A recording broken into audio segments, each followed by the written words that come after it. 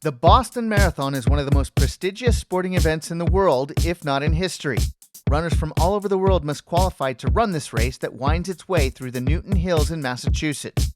For the elite runners, they have a chance to make their mark in Boston Marathon history, and there is one woman who selects those athletes. I'll talk with her about the selection process, what her job entails, and how the runners are an important part of the legacy in Boston and throughout the world. Next on Sports in the Making.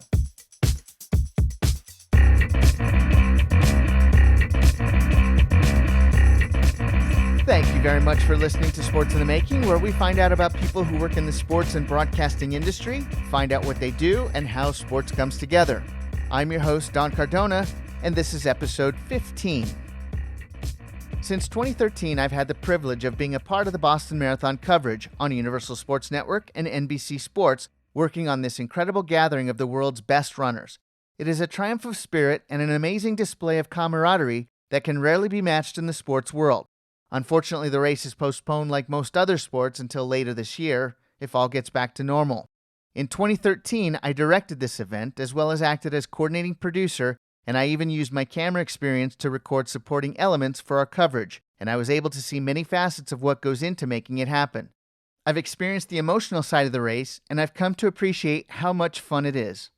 My guest on this episode is Mary Kate Shea, Senior Director of Sports Marketing and Sponsorship for John Hancock, and she is one of the key people involved in making the race competitive each year by researching and selecting each elite runner that participates to make sure that the Boston Marathon is the best it can be.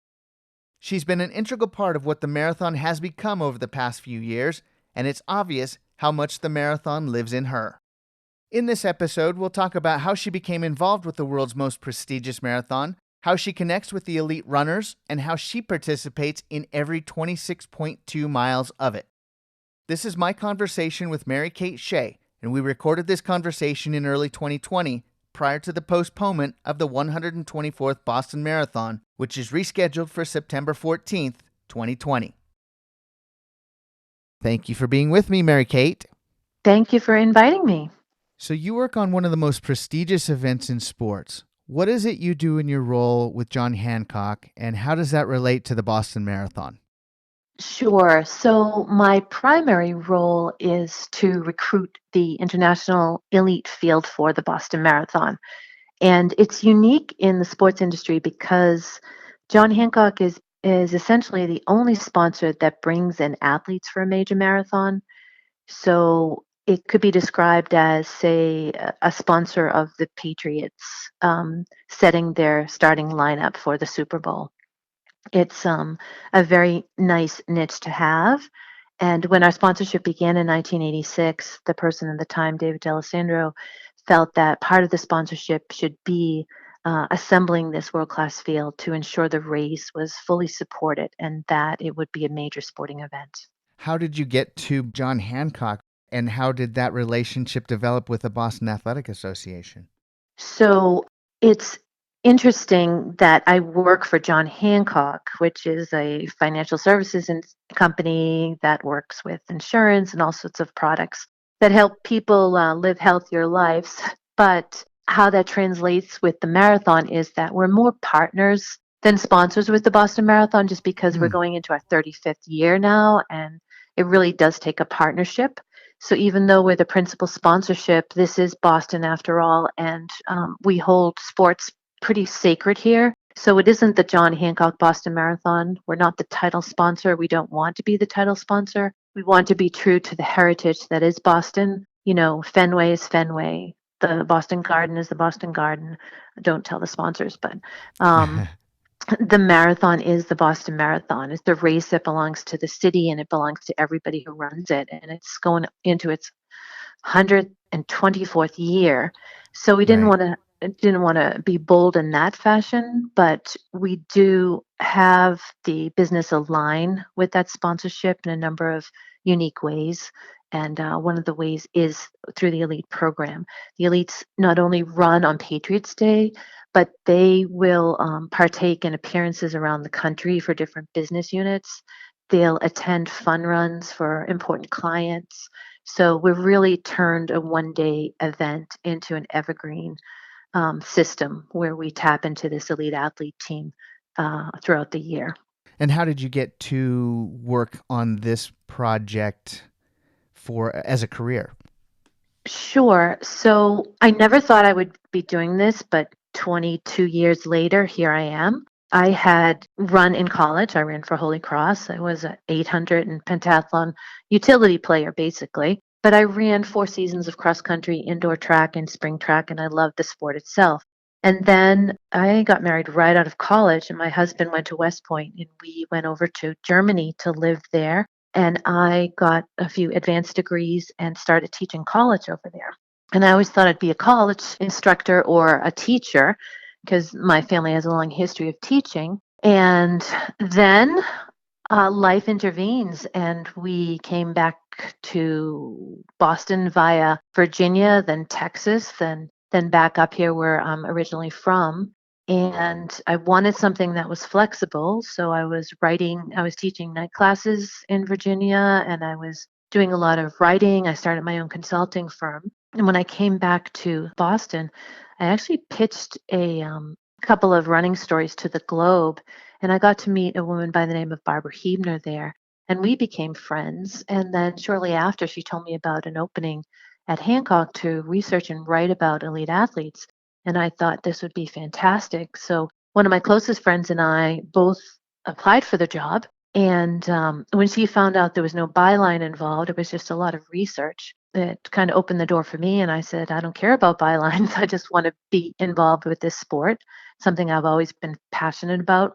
I remember skipping out of seventh grade track and where I was from in Weymouth, Massachusetts, and hopping on the Red Line, heading to the Boston Marathon every year and sitting on that corner of Comm Ave and Boylston and just watching these phenomenal runners, go by.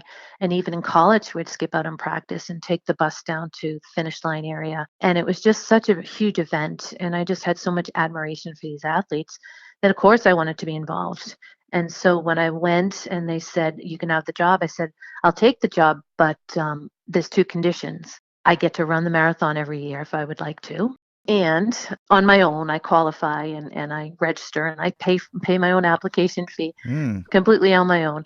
But that was one condition. And then flexibility, because by that time I had 4 young children and I really wanted to be involved, in coaching soccer and just being involved in their life. So writing and research was very much amenable to being flexible. And then I quickly transitioned into helping the gentleman who recruited the field, Patrick Lynch, and he had done it from the very beginning. So he was a great mentor, and I learned a lot from him. And then he left in 2013, and then I just became full-time and started doing other sponsorship activations for the company. Now it's more than a full-time job, but I really enjoy it. And I'm really fortunate to be able to do this. I've met amazing athletes along the way and really love the challenge. It's kind of like chess, you're building a strategy every year. You're trying to bring back people who are seasoned and accomplished and know how to run a championship style race of point to point, no pacers, very challenging, hilly. You need strength and speed.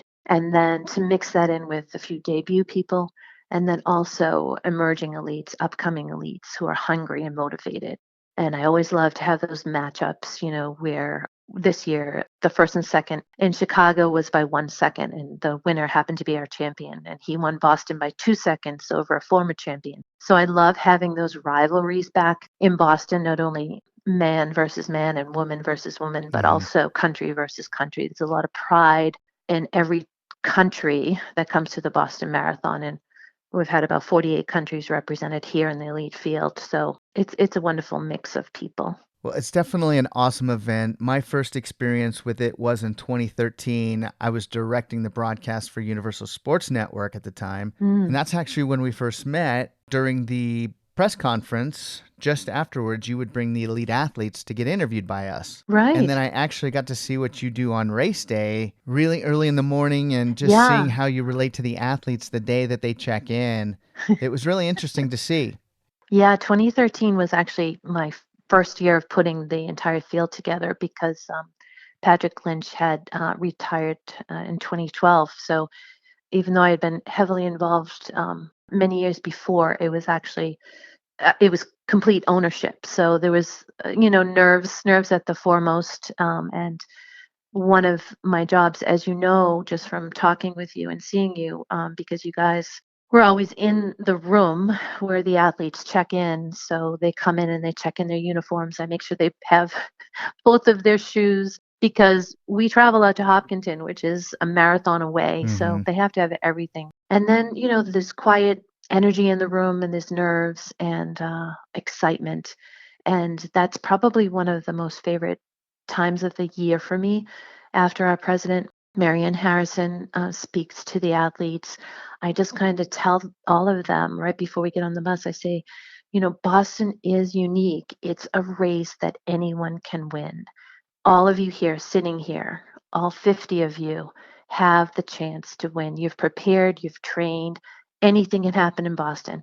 And if you look at our history, you will note that Mm-hmm. anything can happen in Boston.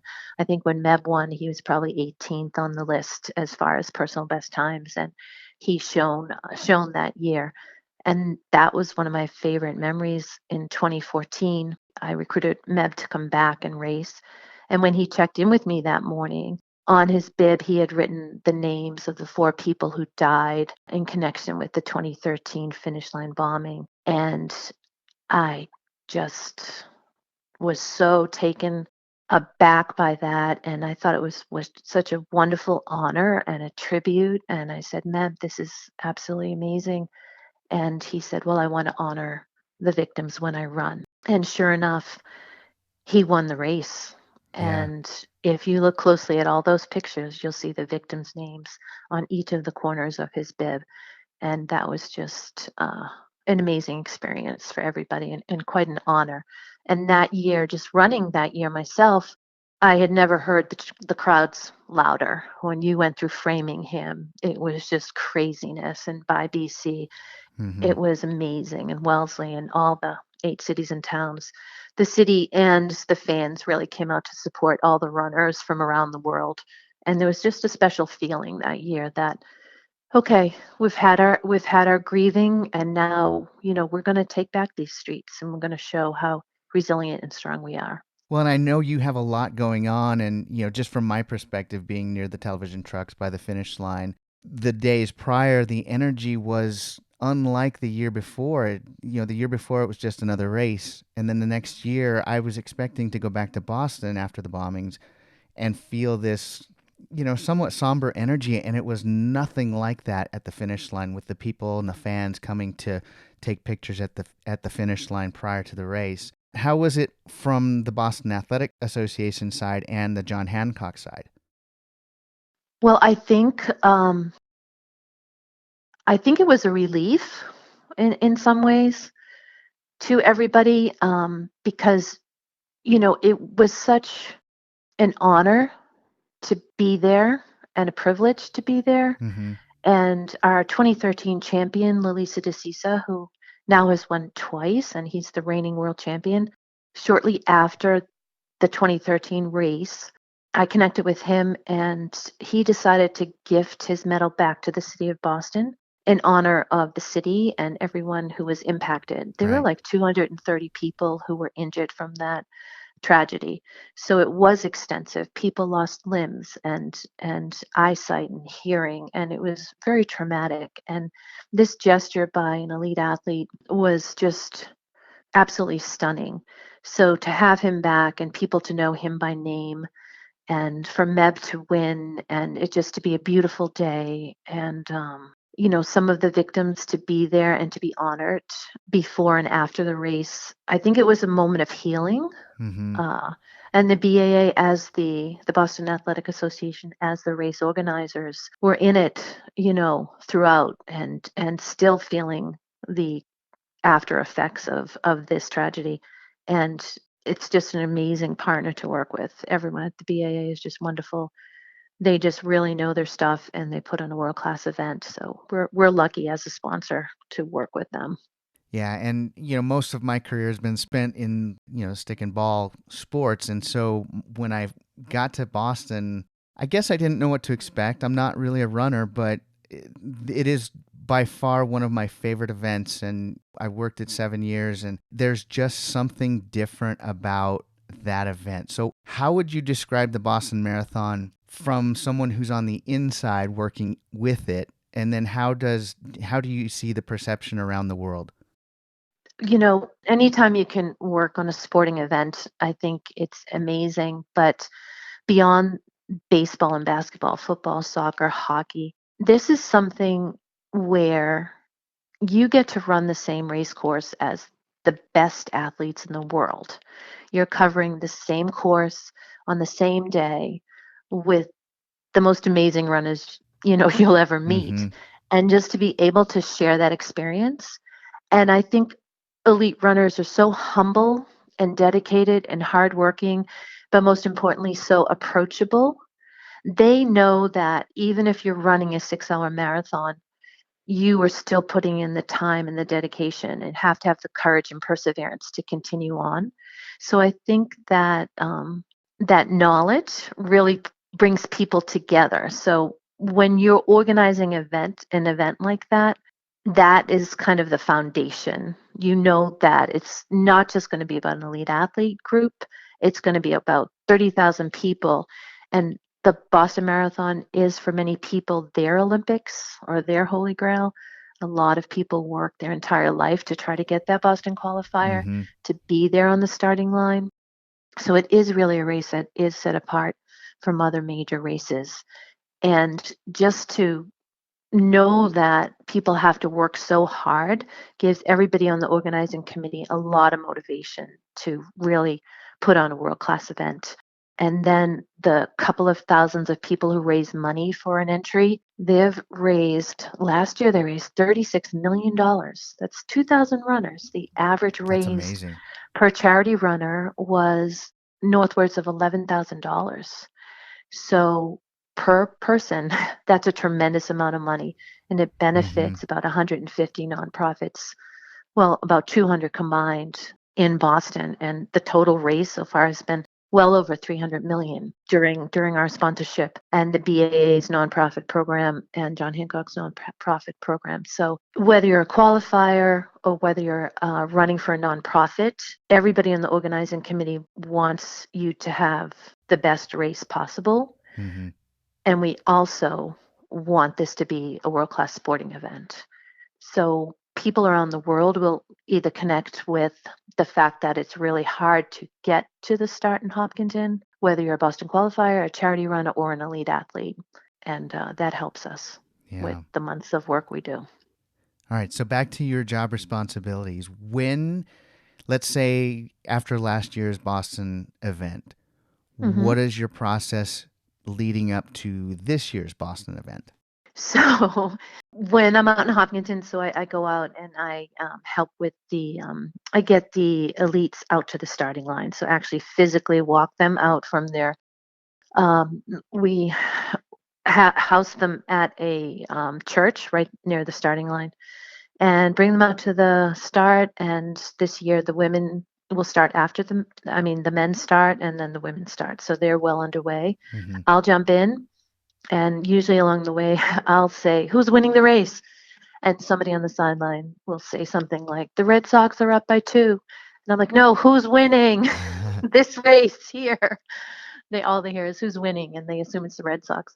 Anyway, when I get to the finish line, I just immediately go to somebody in the media and ask them for a quick take on the race. And then I'll usually jump over a barricade. I always forget to get my medal for some reason, and then I'll head into the press room and then get all the updates there. And then I'll go to Elite Recovery and up to our hospitality suite and check in on the elites, see who, if anybody is in the hospital, and just do a check and then take the athletes down to the ballroom where we have an award ceremony. By then, most of the media has been done. Fulfill any of the media. Then we head over to Fenway and all the participants get to meet the elites. And then in that brief 3 hours, I may have already signed the champions for next year's race. Hmm. So it begins as soon as this year's race ends, I begin recruiting for the next year's race. And then things will pick up in May and then through the summer, depending on if it's an Olympic year or a World Championships year. I'll take a look at those races. But pretty much 2 days after Boston, I'll head on a plane over to London where I'll recap with a bunch of the agents and I'll see a whole group of new athletes and some seasoned athletes, and a lot of chatting happens. And then it just continues. I'll travel to all the majors and meet with agents at those races: Tokyo, Berlin, Chicago, New York, London, and just get the field together. I have a budget I have to work with, and I try to get the most value for that budget. So it's really a lot of maneuvering. I have to do a tremendous amount of research, historical context, see what their progression was, be alert for any leaps in results, protect the reputational risk of John Hancock for Mm. any doping. So a tremendous amount of research, but it's something that sticks in my brain. I know a lot of stats about a lot of runners. I remember a lot of names. And it seems like a natural passion for me to be able to craft how this is going to work out. And then at John Hancock, we have a great team that helps with, putting on an Olympic style village with logistics and getting people here, the flights and the lodging. We have communal meals where everybody eats together in a dining room and gets to know each other. So everyone in the field will get to know and create new friendships with people from around the world. Oh, that's good. So there's a lot of teamwork involved, and then marketing, and we have to send out the press news and just craft the stories about all of these amazing people. They really do have amazing stories. I mean, some of the athletes have gone back and built hospitals and schools in their villages. One athlete brought running water to his village for the first time ever with his Hmm. prize money. It really does have a wonderful ripple effect, what we're trying to do. And how well do you get to know these elite athletes? Because you're pulled in a lot of different directions, number one, with your responsibilities, but you also have to be able to get to know your athletes.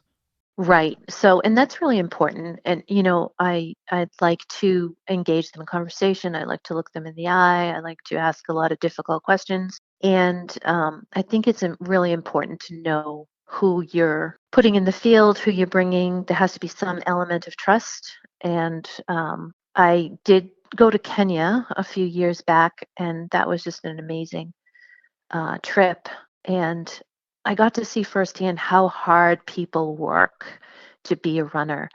They run in the morning, they run in the evening, they're at altitude. They do track work on a dirt track every Tuesday. They do fartlek, which is intervals through the hills, every Thursday.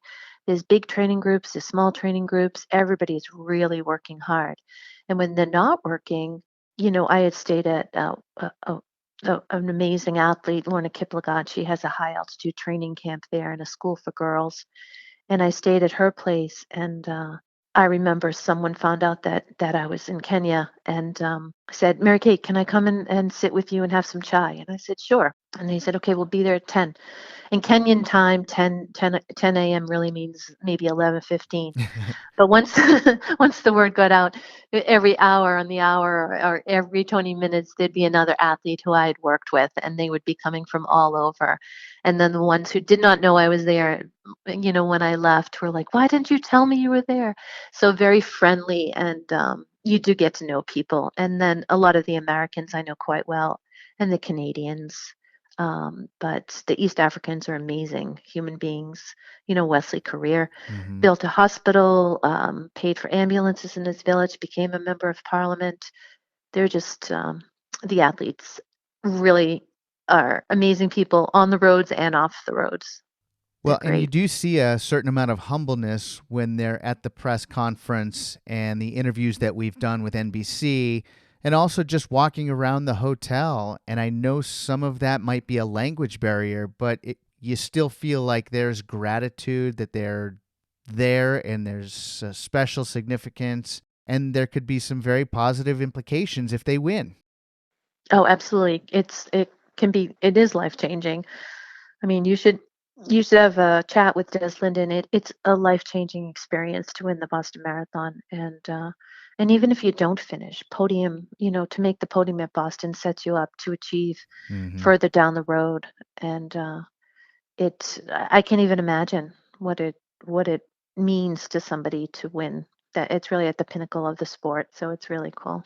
But one of the coolest things that ever happened to me. Wilson Chibet, amazing athlete, came in second here in Boston. And after the race, I think it was 2015, 2016, he gifted me an orphaned elephant Oh, wow. as a thank you.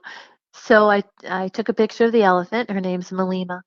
To the floor, and it became our floor mascot, and everybody got to share in Malima's success in surviving the wilds of Africa. So that was that was an interesting experience. Well, I'm going to ask Yeah. you about more special or special moments or memorable moments in just a bit. But when you are preparing those 48 hours before the event, hmm I think that's when most of the energy is happening, and the media comes in. And what are those 72, 48 hours before the race? What is that like?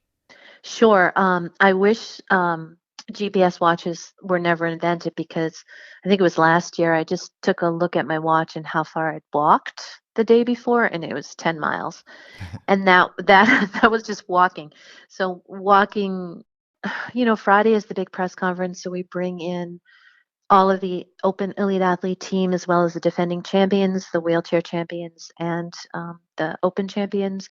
We have a cadre of ambassadors, which include Bill Rogers, Shalane Flanagan, Joni Benoit, Greg Meyer, Tatyana McFadden, just great people who represent the sport well, Uda Pipik, and to bring them all together. So that really is the kickoff. And throughout that day, all the athletes will have media obligations.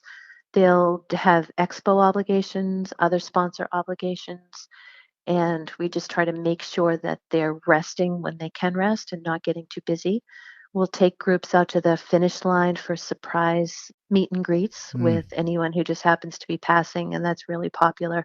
Sometimes we'll do news panels. New York Times had a nice panel, and then over at the expo, they have some nice runner panels. So Friday and Saturday are pretty busy, and then Sunday, I pretty much tell everybody they just need to eat and sleep and rest and chat and just that's when the laser focus comes in, and you'll see the demeanors completely change, and people are really in tune with what task lies ahead of them and what they have to do on Monday, Patriots Day. yeah. So it is a whirlwind. On Thursday we have a tradition that's now I think 3 decades old, where the Kenyan athletes, so usually about 10 to 15, go out to Hopkington to the Right. elementary school and meet with the third graders. We'll do different things in the city at the Reggie Lewis. So we do keep them busy, but not too busy because they are here to race and they need to rest. Now, you mentioned earlier Marathon Monday is one of your favorites. I've been there. I've seen the behind the scenes. I've seen how you interact with these athletes that are checking in. And what surprised me, and I kind of chuckled the first couple of times, you make sure they have their bibs, but you ask if they have both shoes. Is there something Yes. that has happened in the past that has gone awry? No, no one has ever Okay, forgotten good. their shoes. And that's the reason I ask and I actually look at the shoes. Yeah. You need your shoes. I know they're dressed when they come down there, so even if they don't have, their favorite set of shorts, I know they'll have clothing. But a few of the agents go out too, and they always carry a bag of gear, and everybody shares whatever they have when you get out there, especially if the weather changes dramatically. So Yeah, you that's you you get them on the bus, you take them out to hmm Hopkinton. yeah, it's an amazing. It's the state troopers closed down the Mass Pike, so it's Hmm. just we have three buses in case one or two buses break down. The whole group can fit on one bus, so it's very well orchestrated. And then we get out in Hopkinton and usher them into a Korean church, which they've been housed at for probably 30 years, which is wonderful. It's right next to the starting line. And they'll kind of zone out. They cover themselves with a few blankets or towels. They're sitting on yoga mats. They're doing light stretching. And then about 20 minutes before their race start time, they'll go out and do some running in the back of the church. And then I'll have a roll call, which is very stressful for me because I don't want to forget anybody, Hmm. and line them up. And then we walk out the chute, the national anthem, the flyover, and get everybody on the start. We'll do a call out for media of about 4 to 5 of the top athletes, they'll give a wave to the camera. And then I back away, get back to the church for the next group, and the elites are off. So yeah, Yeah. it's pretty methodical at this point, but still a little nerve wracking because, I've had elites throw watches at me that they now don't want to wear, or one Ethiopian athlete thought the donation bags along the side of the course were elite bags, and she threw her warm up in there with her passport in it. So, so that was a little traumatic, trying to get her out of the country afterwards, but we did. We Yeah. got her passport back. All right, I'm talking with Mary Kate Shea, Senior Director of Sports Marketing and Sponsorship with John Hancock. All right, Mary Kate, the guns go off, the hmm runners are on the course. What wave do you run in, and how long does it take you? So after I get everybody off, I jump back into the church and just get my bib on, and I will go in wave two. Then last year, it was a 3:44 for me, and I'm an old person, so I took that and celebrated heartily that evening because that was a good run for me, and I got to run 10 miles of it with my youngest daughter, who's 25, and that was just special. All four of my children have run Yeah. Boston, so that was great. And as we talked before the podcast started, this is going to be your 24th. This one coming up will be my 24th consecutive, and I've managed to qualify for all of them except for one where I was injured and I missed by 5 minutes. But I belong to a great running club here, and we do a lot of volunteering. So I was able to secure a invitational bib that way, and kept my streak going. So even though So it you was work good. with the Boston Athletic Association and John Hancock, you still have to qualify. I think it's a point of honor for me, yeah, to be authentic. Yeah. No, Yeah. I definitely appreciate that because I'm not a runner. I mean, the longest I've run is 10K, and I want to get past that eventually, but I'm not there yet. You can do it. You can do Well, it. I will tell you this though, it does give me inspiration to attempt every time I finish working the Boston Marathon. So there is that. Yeah, you can definitely. We have John Hancock has an employee training program. So every year there's a big lottery, and about 400 to 500 people put their names in the lottery to get a slot. And 150 John Hancock employees run for charity. And Greg Meyer is the coach. So talk about having one of the greatest coaches there is. And some of the folks have never run at all. So we start them basically from being a non-runner, and our percentage of finish rate is really high. It's about 90%. Oh. So you can do it. I know you can. I will strongly consider that. How's that? You should. You should. Everybody should do it once. All right. So we mentioned a memorable event that you've had at the Boston Marathon. What are your top 5 in the history of the Boston Marathon that you've experienced? Well, Meb with his bib, that would be up there. Another one was 2018. I had never experienced any type of weather like that. It was freezing, driving rain, and the wind was just traumatizing, and it was just utterly miserable. But while I was running, as I said earlier, I've never on the course, never heard who was winning, who was leading. Nobody will give me any help um, shouting out to me what's going on in the race until I get down on Boylston Street. Before you go And there, who was in the field? And we're oh, talking well, women here, I assume. some of my favorites. There was Shalane, and there was Des and Jordan, and there was all sorts of great Americans. It was a stacked American field, and but there were also amazing international athletes. Hmm. But anyways, I got to the base of Heartbreak Hill, and what was interesting to me is anytime the rain started driving down harder, the people around me who were running started cheering. And I said, these people are crazy. But there was one guy under one tent, and he had a bullhorn at the bottom of Heartbreak.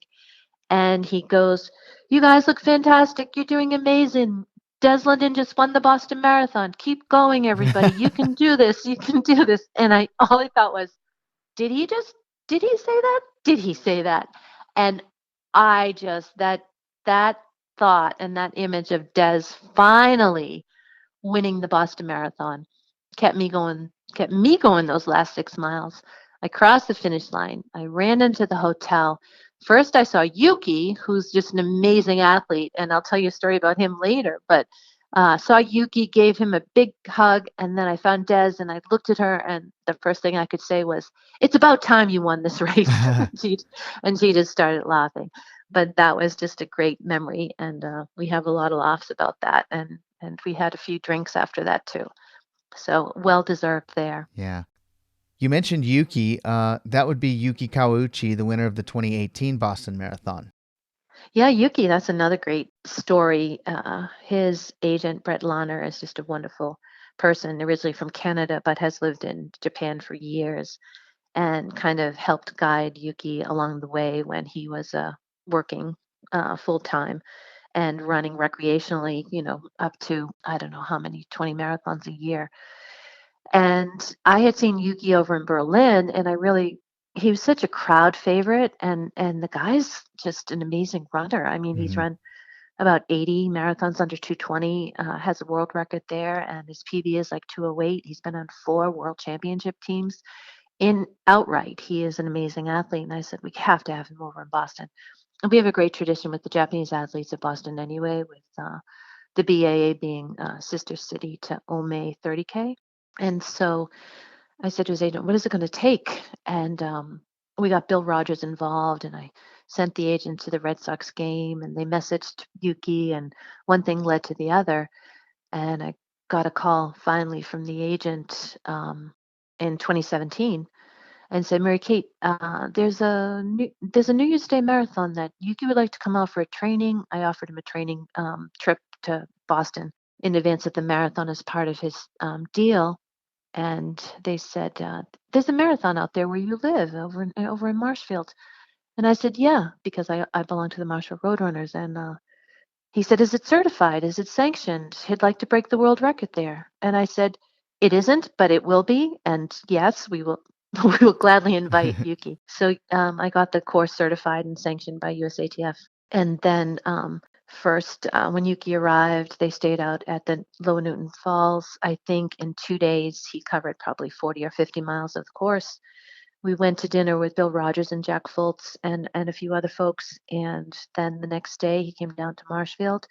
It was well below zero, freezing wind. And he ran the race, broke the world record, ran like a 2:18.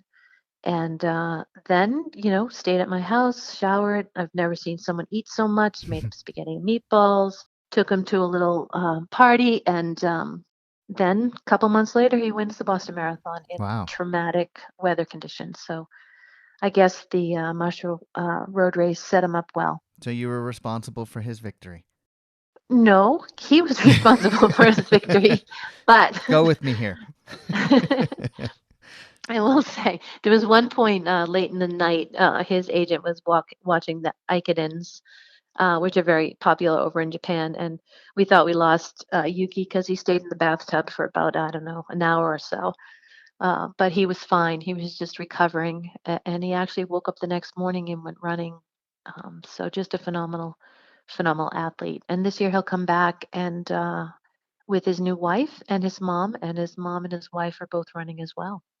Okay, we talked earlier as well about what the Boston Marathon can do for somebody who wins.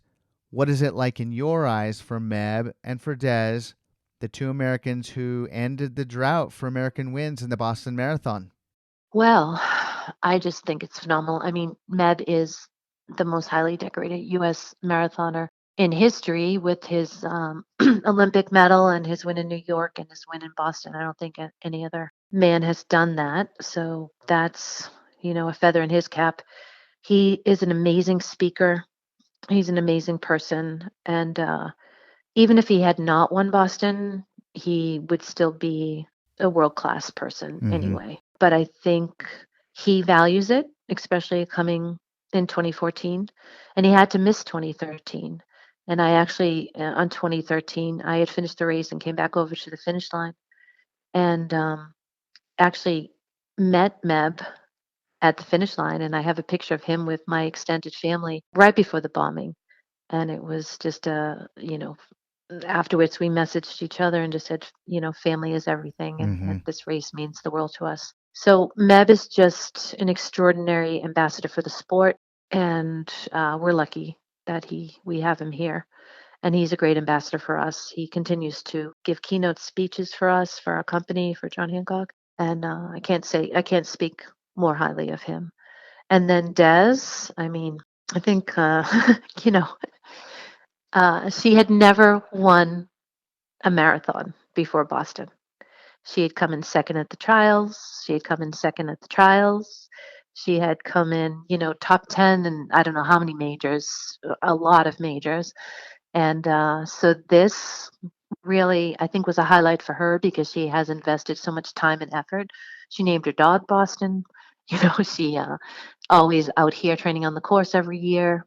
She has a wonderful personality. She's smart. She's witty. Um, she's, has a lot of people think of her as someone who is approachable, who can be her friend. She is right there with you. She's not too good for anything. She just loves. She is too good for anything. She's too good for everything, but she doesn't have any pretense. She's very authentic. And we can't obviously forget about the push rim athletes, Tatyana McFadden. Tatyana McFadden is amazing. Yeah. She is.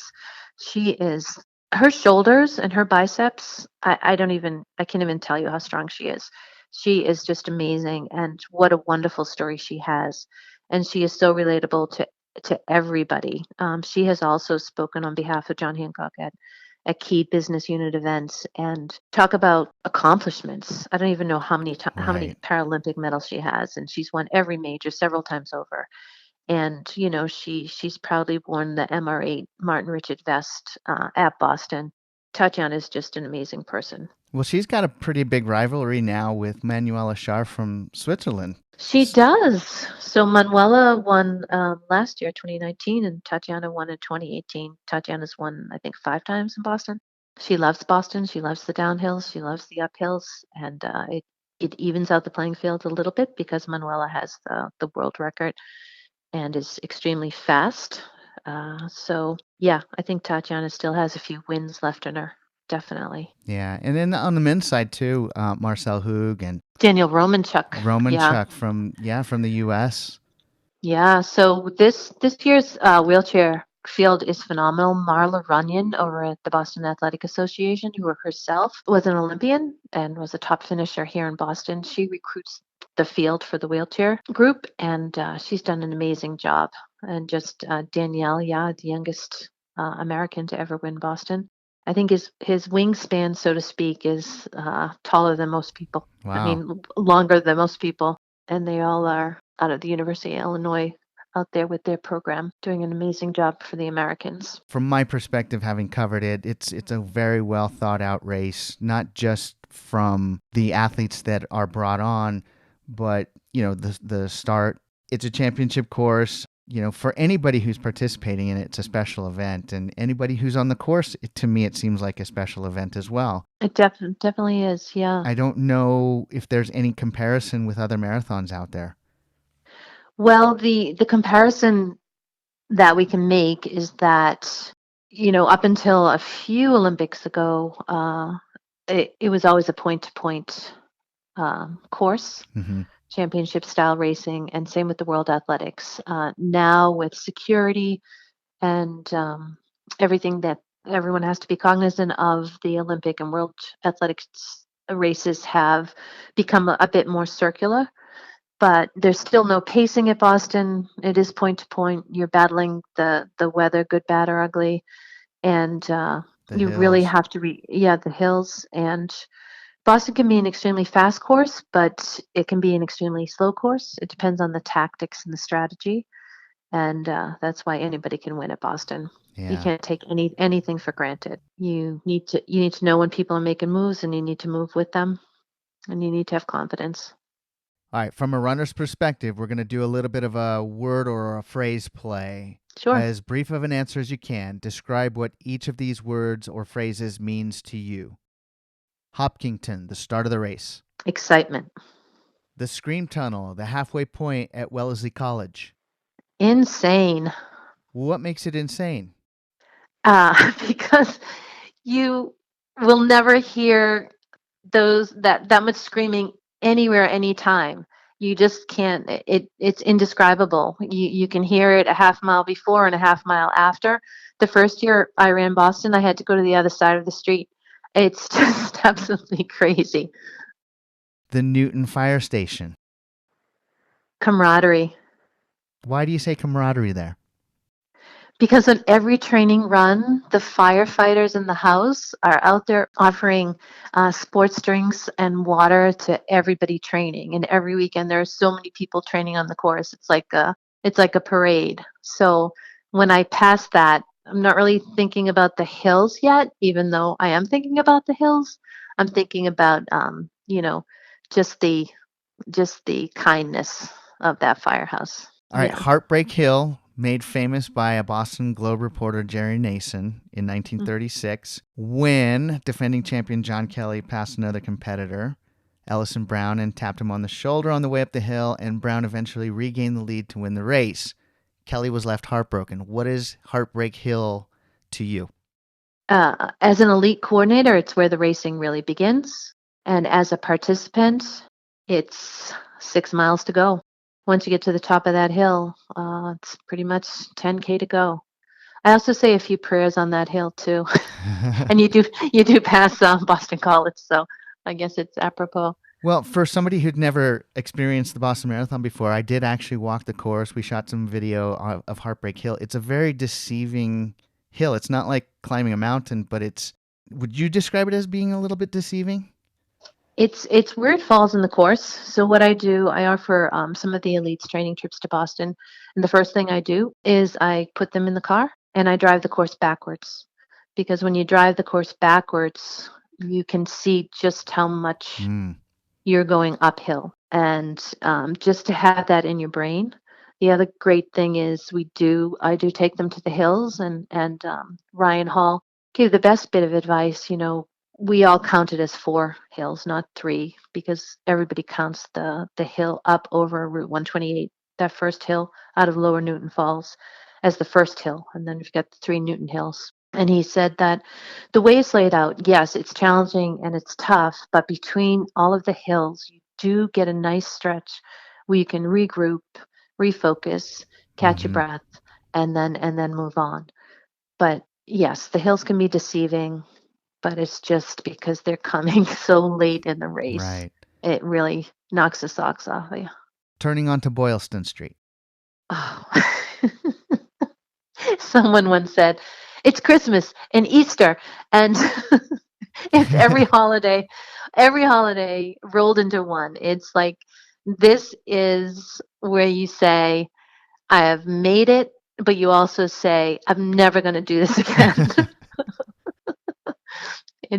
It's a little bit of relief and just happiness, Crossing the finish line. history. No matter if you're an elite or just a person who's qualified. Yeah, you become part of the Boston family. You become part of the Boston Marathon family, part of that legacy. You've done it, and it's been being done for 124 years. That's really, really special. The celebration afterwards. We don't sleep. We just stay up all night. Yeah. It's, yeah, there's a lot of celebrating. Okay, so one final question. What would you hmm like people to know about the Boston Marathon that they might not otherwise know? I want them to know that the 8 cities and towns along the course, everyone who lives there, there's been generation upon generation upon generation of families that have come out every Patriots Day to support runners. If it's an extremely hot day, they'll have ice, they'll have popsicles. If it's extremely cold day, they'll be there to cheer you on. It's just, I think the support, there's 10,000 volunteers along the route, but the support of the communities is something that is unexpected. The volunteers out there's like 10,000, but then just the fans that come out to support it are just amazing. And I've only asked one person for a beer along the route on one year, which was extremely hot, and they kind of offered it to me. So I had to stop and drink the beer and then start again. So they'll even give you beer if you need it.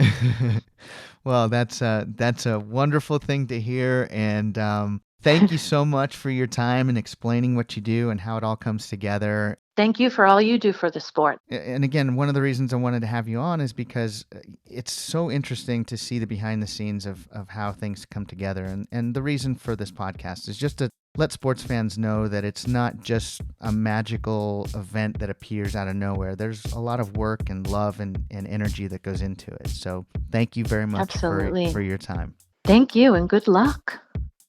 All right, that was my conversation with Mary Kate Shea, Senior Director of Sports Marketing and Sponsorship for John Hancock. It is unfortunate that this year's Boston Marathon and really all sports have been canceled.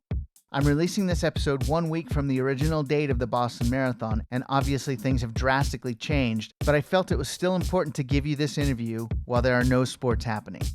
For Mary Kate, there's no doubt that her responsibilities will drastically change for this event this fall. But I hope this episode gave you an idea of what she does. There are many interesting careers that one can have in the sports industry, and I have to say that her job is a runner's dream. To not only select the world's best runners for the Boston Marathon, build personal relationships with those athletes who go on to become sports legends, and to run the course is unlike any other sport out there. I've seen Mary Kate work up close over the last 7 years, and it's something very special to me and something that I truly appreciate in what she does and all the time that she spends with it. So the next time you watch the Boston Marathon, you should have a better idea on how those athletes were chosen. Again, the 124th edition is postponed until September 14th, 2020, still on a Monday, so be sure to watch it on NBC Sports Network. On the next Sports in the Making podcast, I'll talk with 4-time Olympic medalist and NBC track and field analyst Otto Bolden. We'll talk about the postponement of the Tokyo 2020 Olympic Games, what goes into training to be an Olympic athlete, and his philosophy on coaching the next generation of Olympic hopefuls. If you like this episode, be sure to like it and share it on your social media channels, and positive reviews are always appreciated. Also be sure to subscribe to Sports in the Making so you don't miss out on more episodes. If there is something that you would like to know more of in sports, drop me a line on Twitter, Facebook, Instagram, or LinkedIn. You can also visit sportsinthemaking.com to catch up on previous episodes and for some additional content. I'm your host, Don Cardona. Thank you for listening to Sports in the Making.